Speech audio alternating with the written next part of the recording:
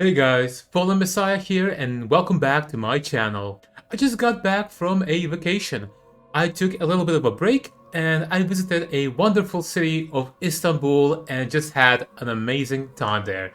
And having recharged my batteries, I thought what better time than now to make a review of Season 9 in Diablo 4. It's been almost a month and a half since the season launched, so let's take a look at all the good and the bad that the season brings, and just my overall impression when it comes to the current season and the state of the game as a whole right now. If you've never been on my channel before, welcome. I'm Fallen Messiah. Diablo is my favorite franchise and the main focus on this channel. I am a no-nonsense kind of person. I always aim to be as objective as possible, and my only goal is to make Diablo 4 into the best game as it can be. So that's always where I'm coming from. I also do build guides, leveling guides, item deep dives, and much more. So if you like this kind of content, drop a sub and a like to the video because it really helps me out tremendously. It tells me that you like what I'm doing and it motivates me to do more. I have huge goals for this channel and I aim to hit the coveted 500 sub mark by the end of the month. It's an ambitious goal, but with your help, I believe that together we can reach it. And once that happens, I will share a little bit more about those plans. But anyway, let's jump straight into the season review.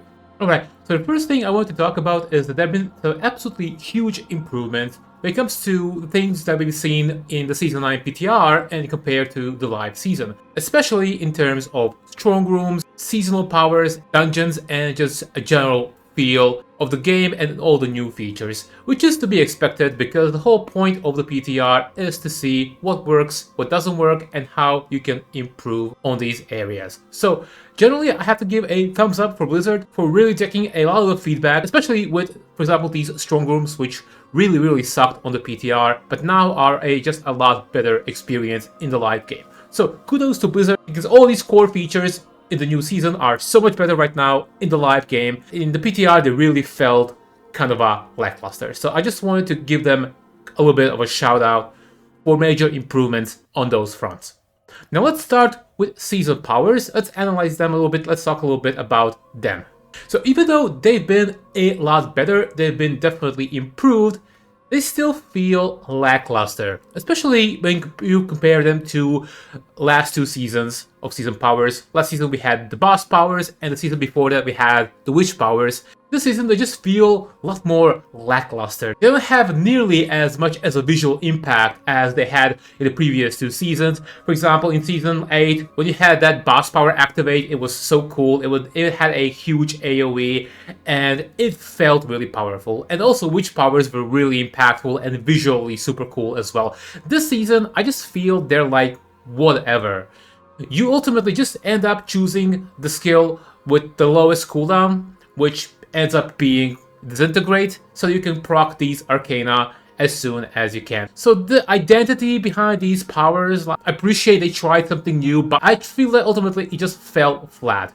None of these powers really feel too significant and too different from one another, so you don't really care about which one you choose, and they're not nearly as impactful to the gameplay, which could also be a good thing. You don't want these powers to be overpowering, you want the builds to shine on their own, but I just feel that the balance between having these powers be impactful versus not impactful, I feel the balance was just a little bit off this season, and I feel these powers kind of are like a nothing burger in a sense. That's how I would call them. So the choice doesn't really matter. You can go with Disintegrate, you can go with Anomalies. It doesn't really matter which one you pick, which again can be both a good thing and a bad thing. It can be a good thing if you want to make these builds shine by themselves, but it's also maybe a bad thing if you're kind of trying to have some more fun with these powers. So I guess it's a double-edged sword. Personally, I feel that could have been just a slightly more impactful because whenever you assemble any kind of build in Season 9,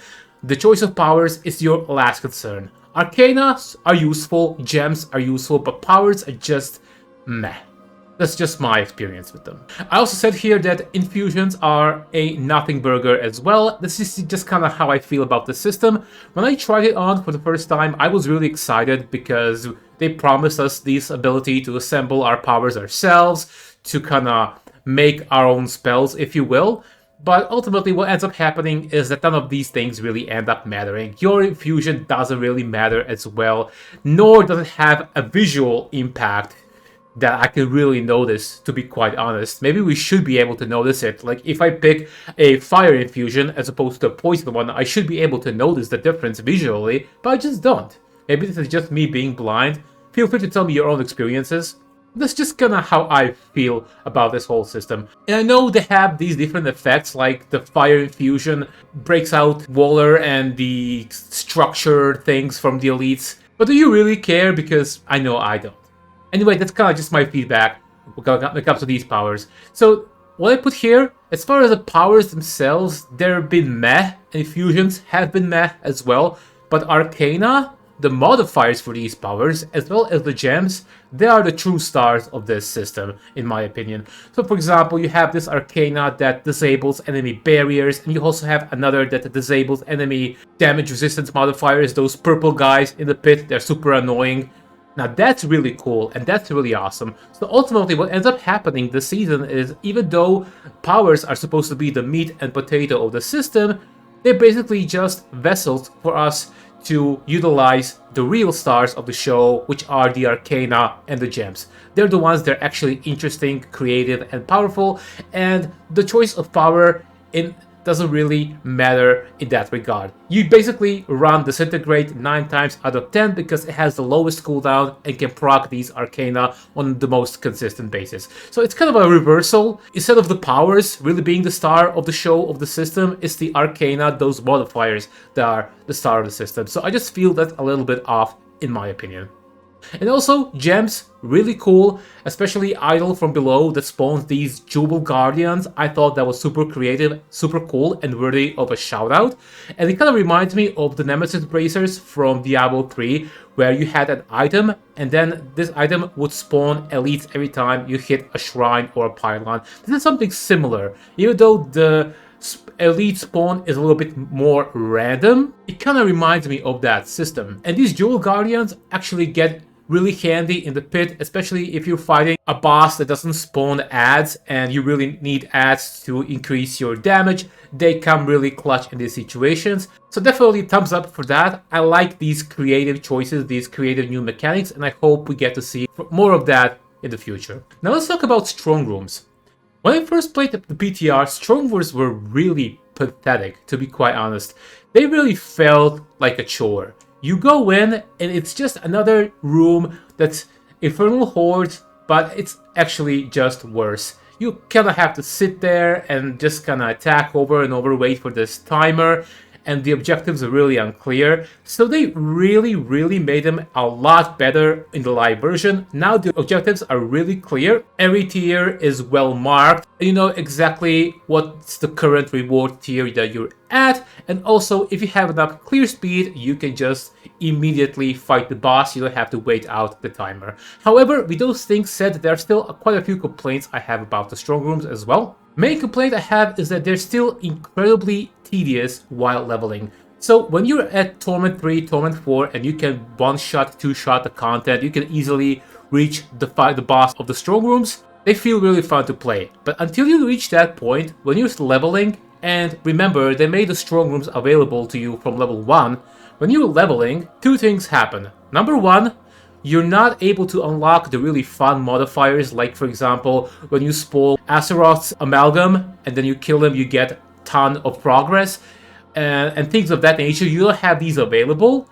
And number two, you don't have enough clear speed to actually finish the Strongroom a lot quickly. So it just ends up being like a chore. It ends up feeling less like a reward and more like a punishment. You're standing here in this room and you're trying to just kind of reach this goal, but it's not happening. So that's the front that I would like to see some more improvement on. Strongrooms should feel a bit more fun for characters that are under level 60. Maybe some extra modifiers that are a little bit more fun. And also, when we talk about modifiers, they're a hot mess. That's currently the biggest weakness of these Strongrooms, is that do you really care about most of these modifiers, and do you really even understand them? Let's be honest here. You have a couple that are really good, like the mentioned reward that spawns a special demon. That one's pretty cool.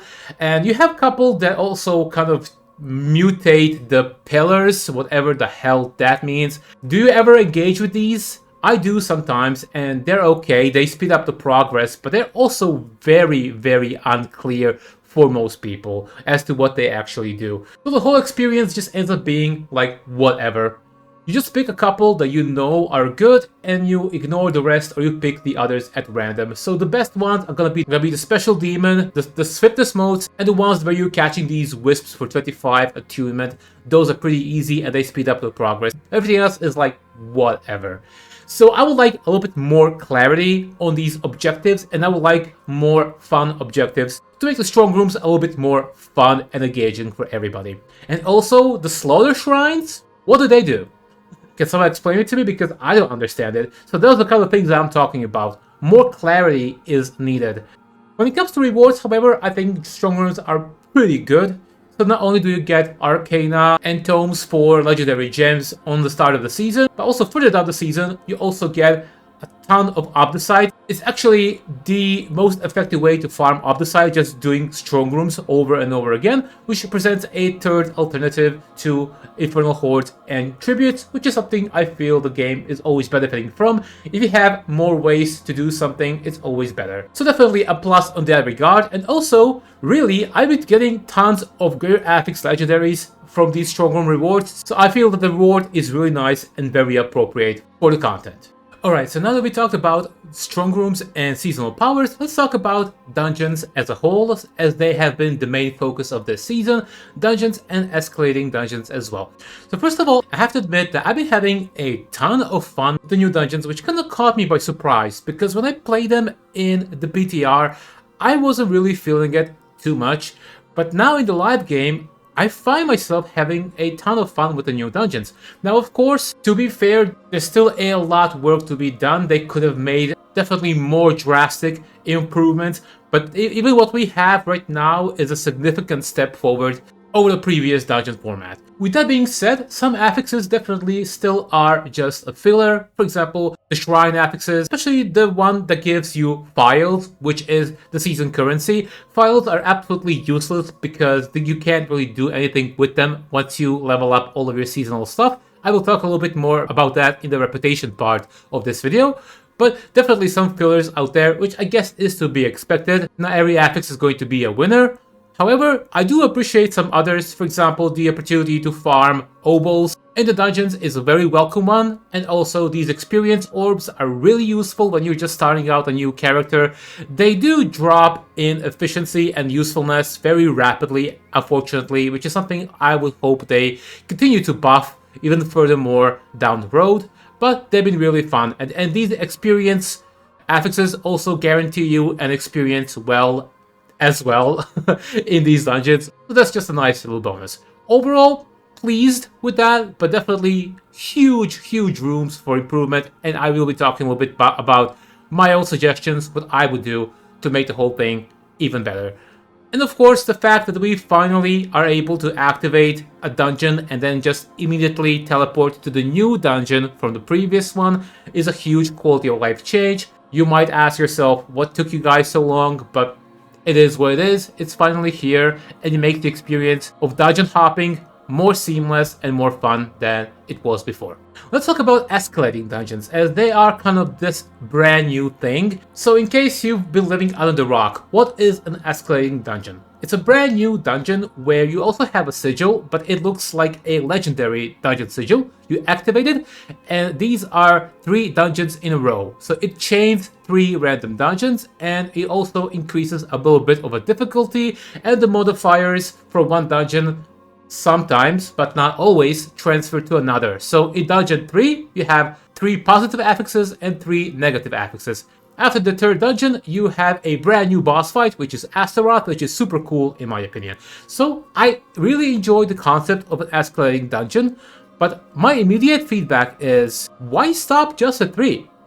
So if you're going to already use dungeons, which I have, by the way, advocated for over and over again, as an alternative endgame to the pit, why not allow us to chain even more? So here's my suggestion. If you want to keep this system, allow us to chain the dungeons up to 10 different dungeons, with the 10th dungeon equaling Pit Tier 100 in difficulty. Now that alone would solve many of the issues that the game currently has, and the main issue is that right now the Pit is the only real endgame in Diablo 4. But however, you don't really have too much of incentive to engage with it. There's still no leaderboards, so whether you're clearing Pit 90 or Pit 100, other than bragging rights, it's really not that important. However, if you're able to juice up your Nightmare Dungeons to the point where you can actually get to the same difficulty with Nightmare Dungeons, and of course, if you're also able to scale the rewards, we will get so much more up the side than from any other content in the game, and we would have increased chances of getting more valuable legendaries with more greater affixes that will actually be worth it for the players to engage with the system. Not only that, could you imagine the absolute chaos of one dungeon where you would have 10 positive affixes and 10 negative affixes? It would be absolutely insane. Very reminiscent to the final waves of Infernal Hordes, except in an actual dungeon. And I would be all for it. That sounds super fun to me. So that's something to consider, Blizzard. If you really look forward to feedback for these dungeons, try that. That will make a lot of people a lot more happy, and I know I would absolutely love this kind of concept. The way I personally would go on about it is that, for example, the current limit would be 3, but then we would be able to farm for a rare material, and then this material could be used to increase the level of your escalation sigil. So for example, you use it, and then similar to how compasses used to work, you can increase the level from 3 to 4, and then you have 4 waves on your sigil. But the catch is you can only increase it to 1 level above your latest clear. So you can't immediately juice up your sigil to level 10 if you're only cleared level 5. You can only juice it to level 6. That's kind of my proposal, and then you just kind of work your way towards unlocking greater tiers of the sigil, just like you're working towards greater tiers of the pit.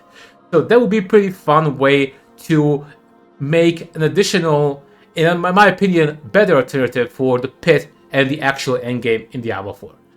Now, one other suggestion that I also did in several of my videos right now, which I feel would really benefit the game long term, is to make every dungeon in the game a Nightmare Dungeon on Torment difficulties. This would accomplish several things. First of all, it would incentivize players to interact with this huge open world of Diablo 4, which is currently kind of empty and barren in my opinion, and it would facilitate and encourage players to explore around the map and just enter the random dungeons that they see. You could still use the sigil system the way you do now to further juice up these dungeons, but they will no longer be a requirement or a necessity. Escalating dungeons can have the same functionality as they do right now, so that doesn't have to change. As I mentioned, I already talked about that earlier, so just something to throw out there. So when we're talking about these dungeons, just something to throw out there as well. I know devs are probably not going to do this, but when you think about it, the regular dungeons are completely useless. You never engage with that system, which is a shame because there's so many of them. They offer a lot of variety for players to explore, but when you see them around the map, why would you ever engage with them? What purpose do normal dungeons do in the game? So just my 2 cents and my suggestions to make this system even better. But definitely escalating dungeons are a big step in the right direction. I've definitely been a big fan of what they did with them. Now let's talk about some feedback from the current system that we have in the game. The difficulty should definitely be higher. When you go to the tier 3, the 3rd dungeon of the escalation sigil, if you're crushing Torment 4, if you're crushing the content like this character here, my Pulverized Druid is doing, it doesn't matter. The difficulty doesn't matter. I'm one-shotting Astaroth, so I just feel the gameplay could be a little bit more harder, but my suggestion will actually fix that. And when it comes to the affixes on these sigils, they sometimes carry over to the next dungeon, but sometimes they don't. It's a very curious thing, and I don't think I really figured it out, so that really continues to puzzle me. In theory, if you have first dungeon with affix number 1 and second dungeon with affix number 2, then the second dungeon has both of them, and the third has 3 affixes from the first, second, and third dungeon. That's how it should work, but it doesn't always work like that. Regardless of that, I still find myself having a lot of fun doing these new escalation dungeons. There's quite a lot more objectives, especially on second and third level. For example, dungeon number 3 could be the experience dungeon. You could have these orbs, but you can also have gems, and you can also even have obols. So just having more things to explore, being rewarded for exploration, having more things to pick up is a big positive in my book. So a big fan of that. Good job with it on the system, but of course, I feel it can be a lot better, and hopefully they continue to improve on this. I will also highlight the Astaroth fight. I've been a big fan of this monster ever since campaign. I think he's a super cool demon, and also I've been a big fan of using your existing assets in general. If you already have something that's really cool, that you don't have to reinvent the wheel, and you don't have to spend too much manpower and resources into creating new assets if your existing ones are already cool enough for the game. Just give them a little bit of different spin, reintroduce them in a different way, and you're golden. You didn't spend too many resources into doing it, but you also gave fans something quote-unquote new. Big fan of Astaroth, big fan of this fight, big fan of the fact that it doesn't have a billion immunity phases the way that other bosses do in the game, especially Andariel, Duriel, and Harbinger. I think these fights suck at the moment. But Astaroth fight doesn't punish you if you have enough damage. You simply can one-shot him, which is the way the game should work. But still, the fight is challenging enough that if you don't have a min-max character, it's going to give you quite a challenge. So, thumbs up for that. And one final thing that I would like to point out, something that has bothered me for many seasons. This isn't the first time that I talk about this, and it's not going to be the last. But in a season where you're bringing up dungeons up to speed and you're making them better, the fact that we still cannot see which sigil is a whisper is extremely infuriating to me personally. Come on, Blizzard. It's season number 9. We still don't have this huge quality of life change. I don't understand. I don't get it. You can take a look quickly at this mock-up that I did. I think it was maybe half a year ago, or maybe even more than that. It doesn't have to be super complicated. Just allow us to see if the dungeon is a whisper at the same time. For the love of God. Hopefully this is coming in this century. I guess we'll see. But overall, my impression of the new dungeons is extremely positive.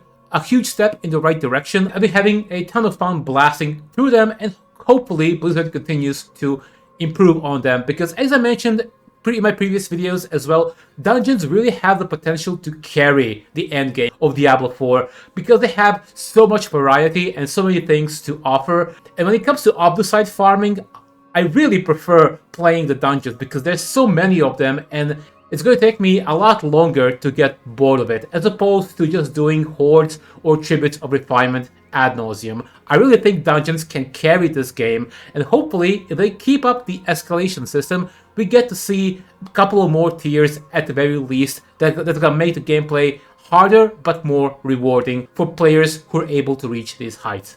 But generally, a big thumbs up for the new dungeons. When it comes to the story, the seasonal story, I know most people don't really give a shit about that, but I'm someone who always appreciates good storytelling, good voice acting, so I feel that this season, it has been kind of a middle of the road, nothing special, nothing impressive, not the worst and not the best. Last season was really bad on that regard, this one is okay, it was decent. I will say one thing, however. Some objectives were incredibly tedious, especially that one mission where you were kind of chasing these druid spirits across the world map. Go to X, then go to Y, then go to Z. It was so boring and so stupid.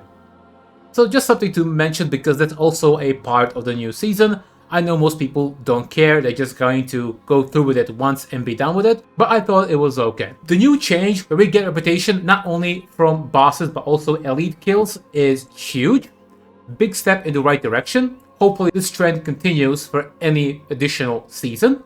It provides value to every activity in the game and not just the one that's currently seasonal. That allows you to get reputation no matter what you do in the game. So big thumbs up for that. One thing I do not, however, appreciate at all is a new reputation conversion method. If you go to town and you want to convert your seasonal currency into reputation, or Horadric knowledge as it's called, it's going to cost you 10-to-1 ratio. In other words, you need to spend 2,000 currency to get 200 reputation, which is insane. That's a scam. That's a fucking scam. Let's do some quick math, shall we? It takes 240,000 seasonal reputation to unlock a cache after you cleared all the tiers, right? That means it's gonna take you 2.4 million seasonal currency if you're going to use this method. You're never gonna have that much currency at all. I'm currently at 240,000. So what this essentially means is that seasonal currency becomes immediately, absolutely useless the second you level up every arcana, power, and infusion in the game, which happens really quickly, very early in the season. I think I was maybe 1 week into the season where I already done that. And after that, the files, which is the seasonal currency, becomes completely useless. This in turn also has an effect on other activities, like for example, the dungeon affixes that have the Horagic files, or the Astaroth rewards that have the more files modifiers. Those become useless as well. It has a snowball effect. So, just something to consider, Blizzard. Either give us a better ratio or just don't bother giving it to us, because what we have right now is stupid. I understand why they allowed conversion behind the tier 15 requirement, so you need to reach at least tier 15 in the reputation board before you can engage with that, because they didn't want you to just create a new character and immediately get a brand new spark. I get that, I do, but at the very least give us better rates, because this currently what we have here is abysmal. Alright guys, now let's talk about classes. There's some very exciting things to talk about this season. First of all, just to quickly mention, class balance is a little bit on the bad side of things. Once again, we have a Spiritborn meta. After Season 6, where Spiritborn was probably the worst class in the game, they've been back and stronger than ever, having around roughly 20 to 30 extra pit tier clear levels ahead of everyone else. With all of that being said, however, other classes seem to be very balanced, with one exception being Barbarian, that suffered some pretty ridiculous and completely unnecessary nerfs just before the season started. I don't understand what's that all about. But other classes, Druid, Rogue, Sorc, Necromancer, are all very balanced and very close to each other.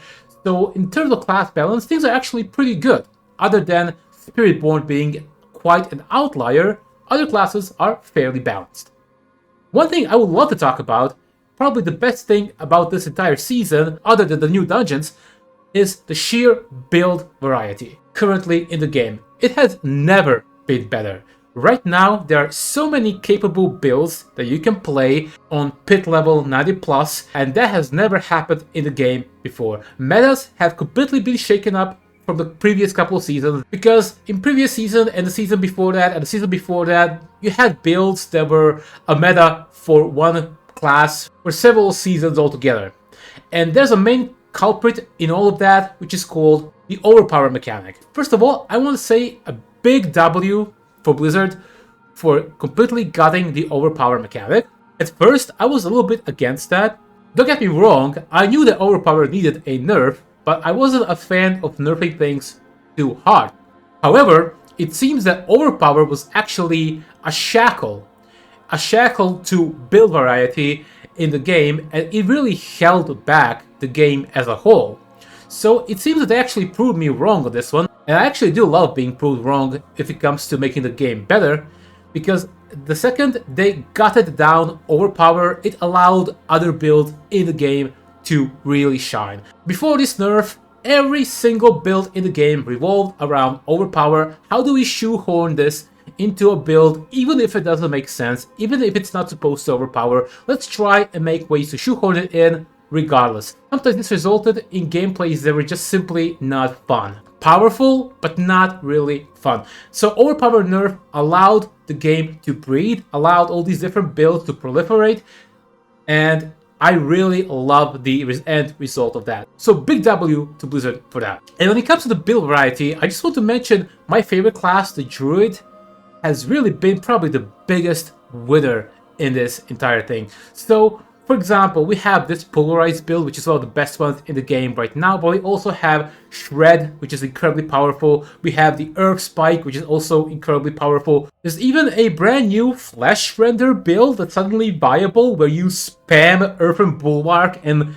skills on cooldown, and then you proc the damage from the item and things die. It's ridiculous, but I love that's in the game, actually. And there's even a companion druid too. So many different druid builds that are viable this season. The only one that's really not, and this really bothers me, is the fact that my favorite build in the entire game, the Cataclysm Druid, has been nerfed so hard that nobody is really playing it right now, which is a shame for me. But overall, this is a huge W for build variety in the game. It has literally never been better. Great job on that, Blizzard. Now, when it comes to classes, one thing I have to mention is the fact that this game doesn't have a rebirth feature is so incredibly frustrating. So for those of you that don't know, what is a rebirth feature?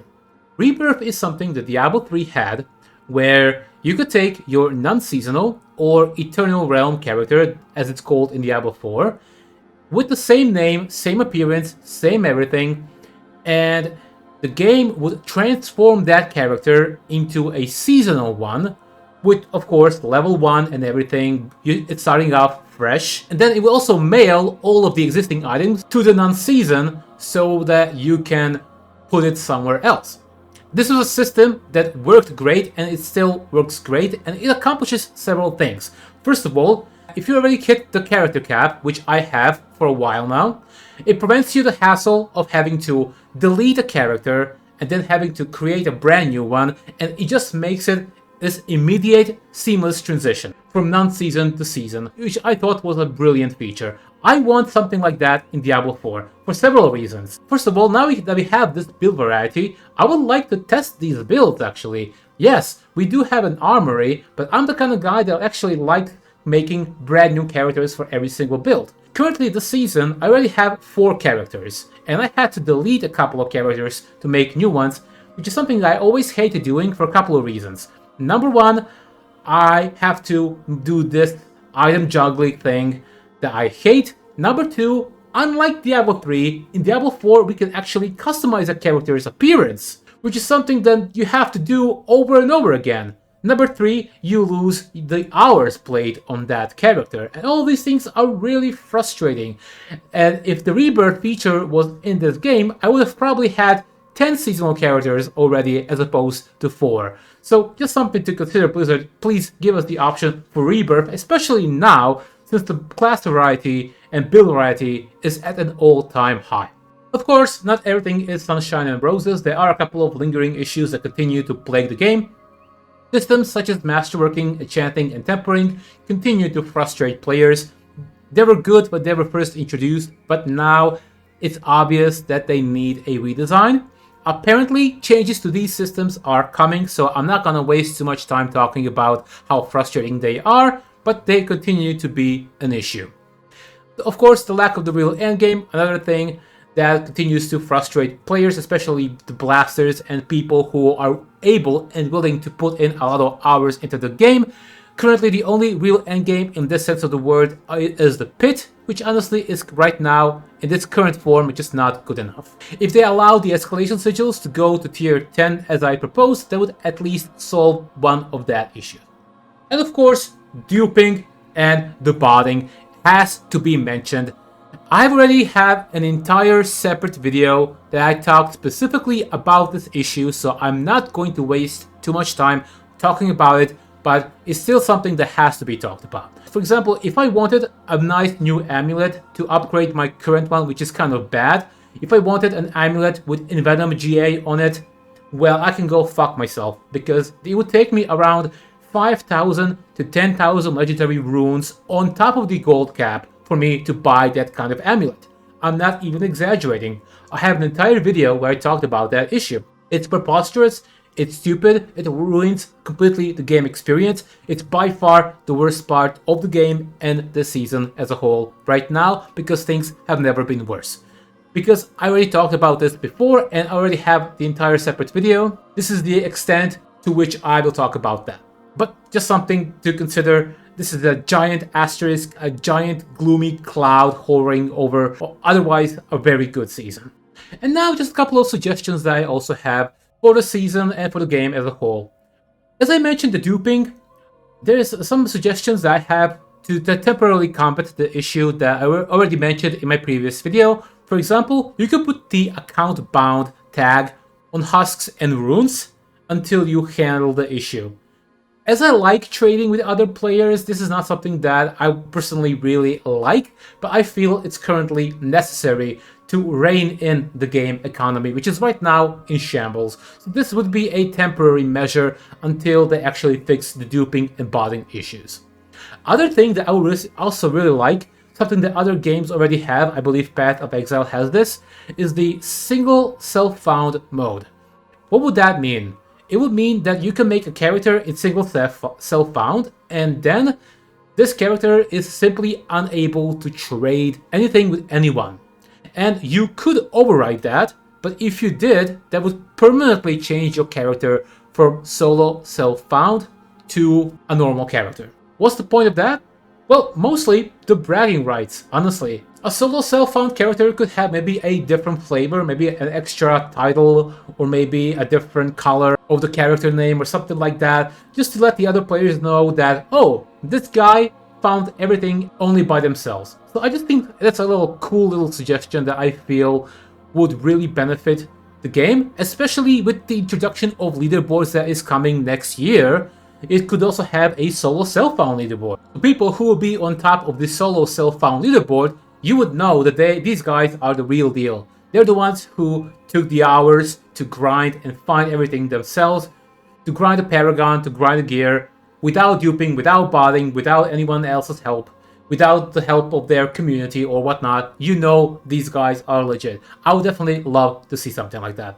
Another suggestion is more monster variety.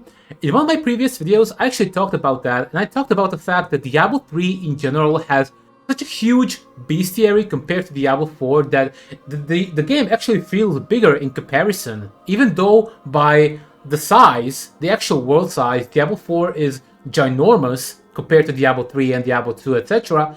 But it doesn't feel like that, because when you play the game, when you go to these different areas, they all have the same monsters, and then they overlap. Like, for example, you see these skeletons when you start playing in Act 1 on the campaign, and then later down the road, let's say you're playing Act 2, you're gonna see the exact same skeletons.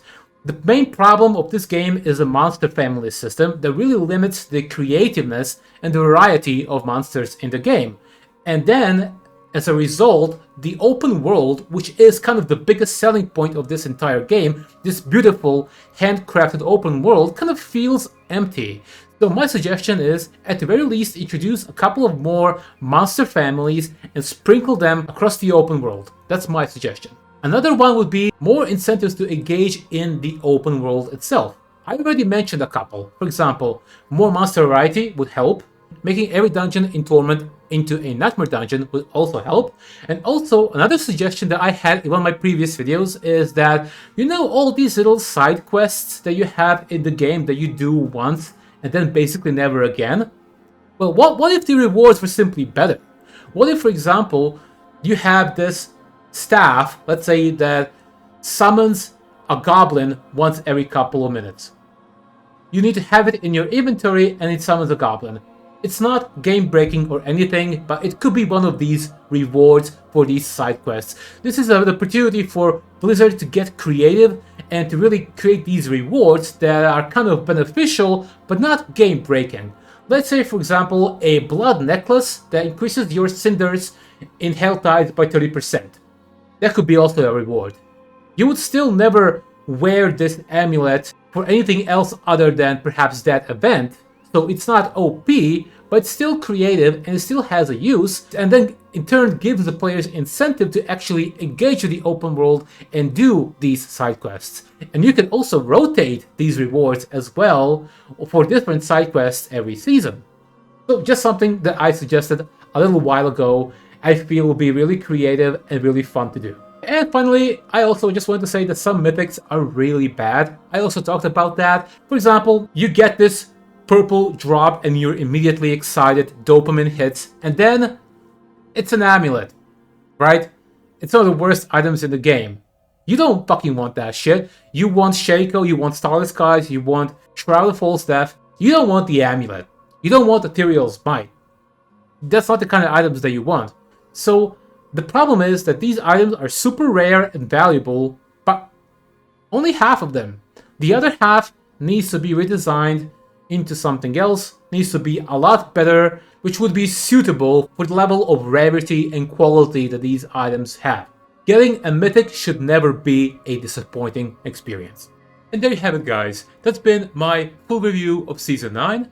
The best, the worst, and the in-between. I tried to keep it as concise as possible. I genuinely had a blast playing the season, and I enjoyed the new dungeons way more than I thought I would.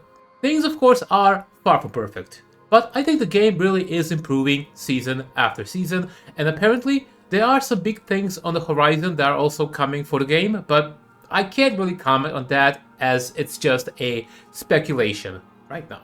So I would personally rank the season as probably my third favorite, right below seasons 7 and 4, which really have been my favorites so far. It would have been, of course, even better, but as I mentioned before, it's really been plagued by some serious issues that continue to persist in the game, mainly botting and duping, which have really culminated this season and taken a turn for the worse. If those things were not so prevalent, I would definitely give this season an even higher ranking. But anyway, what do you guys think? How much did you play this season? How many characters did you make? And what are your experiences? Let me know down in the comments. And of course, if you like Diablo content and what I do, drop a sub to the channel. I really appreciate it.